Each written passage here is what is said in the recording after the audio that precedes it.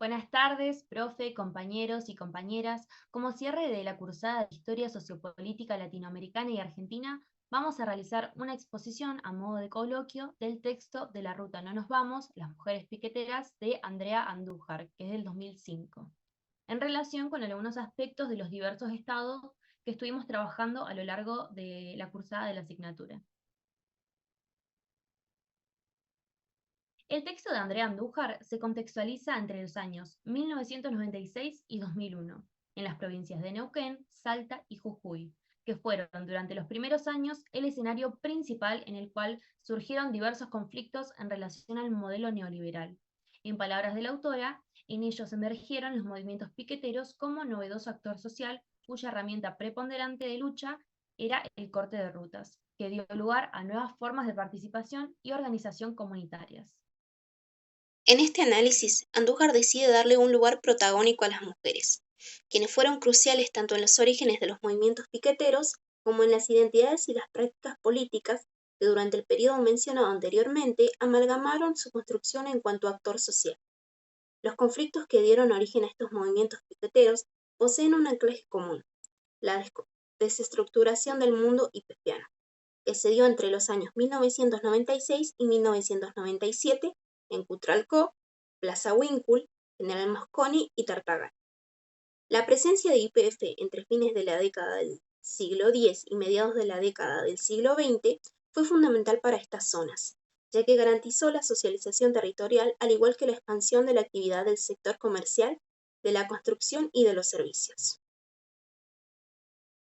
En este contexto, la autora menciona que YPF selló el corazón de quienes trabajaban para ella, generando sentimientos de orgullo e inclusive de superioridad.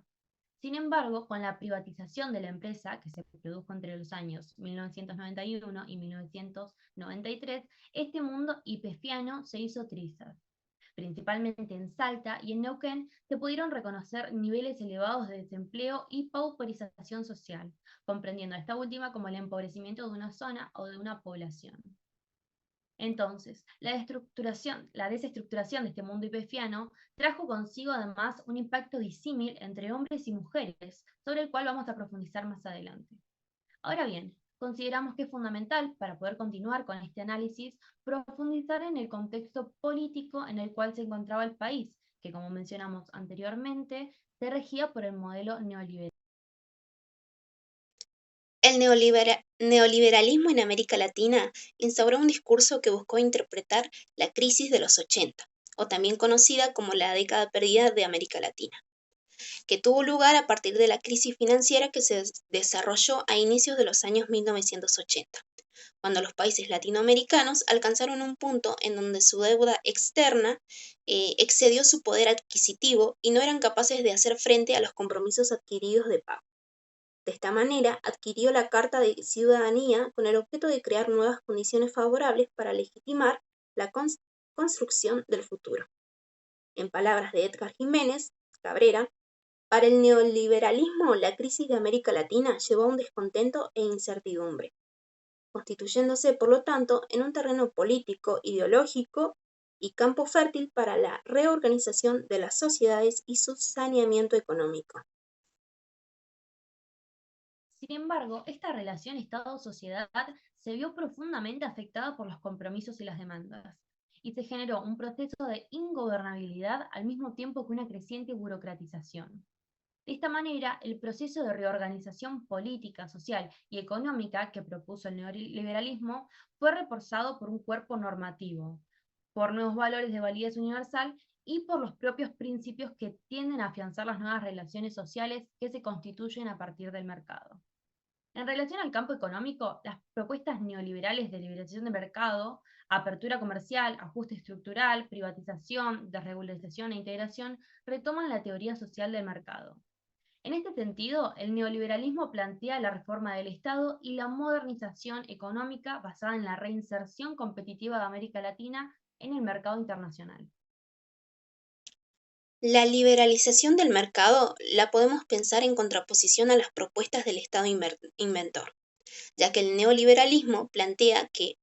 como base, la libertad absoluta, a través de la eliminación o la flexibilización de restricciones comerciales, mientras que los gobiernos del Estado inventor plantearon como una solución a los efectos de crisis el retroceso del liberalismo a través de políticas proteccionistas. De esta manera, la apertura comercial se presentó como una fórmula neutral para el restablecimiento del equilibrio de la economía, como resultado de la desregularización de las normas comerciales y la poca o nula intervención del Estado. No obstante, es interesante mencionar que la reducción de las regulaciones gubernamentales, si bien pueden promover la libre competencia y la eficiencia económica, también puede dar lugar a abusos por parte de las empresas. Sumado a esto, el neoliberalismo fomentó la privatización de empresas estatales y de servicios públicos, con el objetivo de recortar el gasto público, disminuir la burocracia y aumentar los niveles de eficiencia en la producción y oferta de los mismos. En este sentido, podemos considerar que la privatización puede aumentar la eficiencia y mejorar la calidad de los servicios, pero de igual manera puede llevar a una exclusión para aquellos que no puedan pagarlos. No obstante, es necesario mencionar que las políticas neoliberales, particularmente la liberalización financiera y la apertura de los mercados internacionales, pueden llevar a una mayor volatilidad y crisis económicas, ya que la falta de regulación y supervisión adecuadas pueden permitir la especulación financiera, las burbujas de activos y la fuga de capitales. Consideramos que el neoliberalismo sostiene que el monetarismo y las políticas de libre mercado asociadas a él proporcionan una fórmula neutral para el restablecimiento del equilibrio de la economía. Se establecieron políticas monetarias antidevaluatorias que consistieron en la liberación de los mercados, aplicación de políticas de shock, reducción de costos y expectativas inflacionarias, la liberación de las tasas de interés y del precio de los bienes y control de los salarios. Sin embargo, algunas de estas políticas condujeron a drásticas reducciones en el poder adquisitivo de los trabajadores, situación que además se tradujo en el aumento de la tasa de desempleo. En relación a esto, podemos decir que el enfoque neoliberal tiende a priorizar el beneficio económico y la eficiencia del mercado sobre el bienestar social, promocionando una mentalidad individualista donde se responsabiliza a los sujetos de su propia situación, sin tener en cuenta las barreras estructurales o los factores externos que pueden influir en ella. En conclusión, el modelo neoliberal contribuyó de manera directa con el aumento de la desigualdad económica, ya que, como mencionamos anteriormente, las políticas implementadas beneficiaron a las grandes corporaciones y a los inversionistas sin importar la situación de la población en general. En este sentido, se afianza un aumento en la brecha entre ricos y pobres y se favorece a la concentración de la riqueza en manos de unos pocos, considerando que estas diferencias sociales son las que dinamizan la economía. Lo último que nos gustaría mencionar en relación al modelo neoliberal es que percibe la democracia como una circunstancia histórica, pero no como un proyecto inerte a la libertad económica. Esto quiere decir que entiende que la libertad a la que apela trasciende el imaginario político y por lo tanto podría haber un neoliberalismo sin democracia. En relación al Estado benefactor, podemos decir que el neoliberalismo lo puso en tela de juicio, denunciándolo como costoso, centralista e ineficiente, y responsable del estancamiento, así como el carácter desestabilizador de las tendencias igualitarias que planteaba. En cambio, el neoliberalismo y el Estado oligárquico que se da en el liberalismo se relacionan en cuanto a la libertad individual, la propiedad privada y el papel del Estado en la economía. Ahora bien, retomando nuevamente el texto de Andrea Andújar, esta situación que se dio por la privatización de YPF fue atravesada por mujeres y hombres de diversas maneras. En relación a estos últimos mencionados, la autora explica que su expulsión del aparato productivo alteró rotundamente su posición de género en tanto proveedores de la subsistencia y reproducción familiar, por lo que muchos de ellos se vieron afectados desde la violencia, la depresión, la muerte, el abandono de sus familias, entre otras cosas. Es por esta razón que las mujeres tuvieron que volverse más fuertes. Con esto último, hacemos referencia a que, si bien esta situación fue traumática para las mujeres, se vieron frente a la necesidad de salir a ganarse el pan para ellas y para sus hijos e hijas, ya que habían quedado ellas como jefas de hogar mientras los maridos estaban en la casa. Este compromiso con la supervivencia de sus familias hizo que cuando las demandas y capacidades de confrontación femenina emergieran, adquirieran un protagonismo disruptivo y conmovedor del orden social establecido. Podemos pensar esta participación masiva de las mujeres en los orígenes de los movimientos piqueteros desde la lógica desarrollada por Alejandra Siriza, quien explica que los escenarios históricos en los que las crisis sociales se agudizan ponen al descubierto grietas en el sistema de dominación, grietas que propician la emergencia de los sectores sociales oprimidos y fundamentalmente de las mujeres que conforman esos sectores. Sin embargo,